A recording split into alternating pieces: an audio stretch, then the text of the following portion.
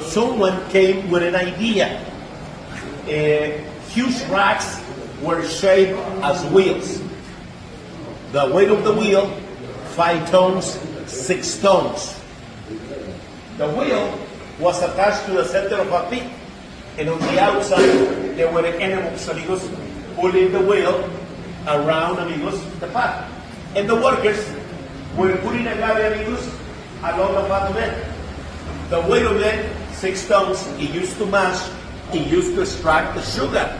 And by gravity, the melaza, the sugar went to fermenting tanks like the ones that you can see over there. This, amigos, extraction method and the fermentation is no longer in use because one simple thing, hygiene. Now, amigos, the fermentation has to be done in stainless steel tanks or timber tanks. How long does it take, ladies and gentlemen, for the melaza, amigos, to be, how can I put it, amigos, fermented? The hotter the days are, the faster that the fermentation is going to take place. So, amigos, during the summer, there are days when the temperature rises, amigos. Let me describe the Quino Vallarta during August with 2 words, like hell. So, plus humidity. So, amigos, in 3-4 days, the liquid is fermented. This way.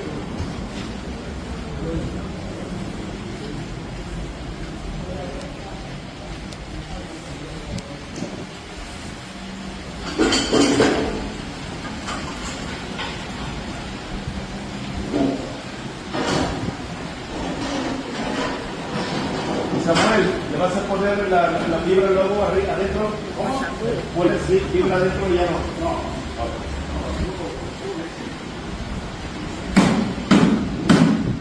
Okay, amigos. So, this is what happens. They are extracting the sugar of it. The melaza, the sugar, is going to be deposited in those tanks, and then we are going to have, amigos, the process of fermentation. Let's say that it takes 6 days for the liquid to be fermented. What are we going to have in the tanks after the liquid is fermented? We are going to have 2 things: water and alcohol. We just want the alcohol. We don't care about the water. So how can we separate both? It's simple, ones that we know.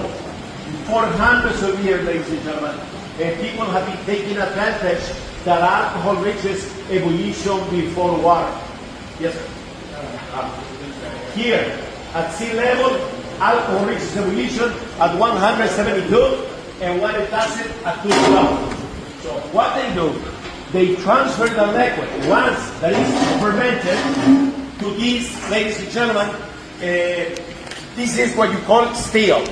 But in another word, that is, to make it simple, that's a cooking yard. A cooking yard. At the bottom, there is, ladies and gentlemen, a propane stove. So they are going to boil the liquid. And as I told you, alcohol reaches ebullition first. So small bubbles are going to start lifting up. And then they break, they explode. Right there, amigos, we have alcohol that is the shape of gas.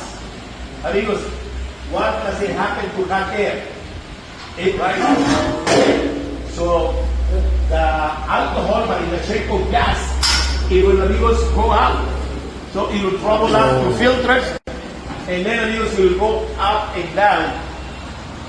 At the bottom, at the end, amigos, the pipe narrows and it attaches itself to the beginning of the copper coil.